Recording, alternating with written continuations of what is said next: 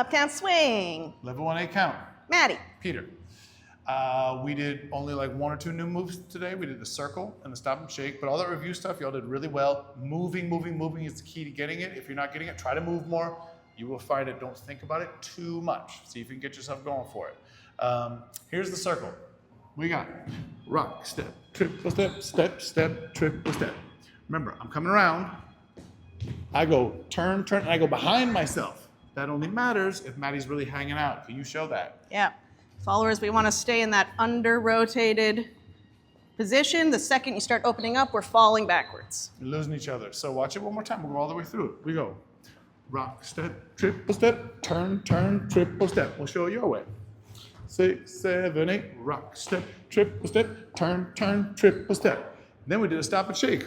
Rock, step, bam, and you shake, you shake, you shake. You could do a circle right into that. Rock, step, bam. A shake, you shake, you shake of your choice. We did a yo-yo. We did a reverse yo-yo. Then we did a circle. And a stop and shake, bam. Hey, hey, hey. And you can put it on repeat. That's it, everybody. We'll see you all next week.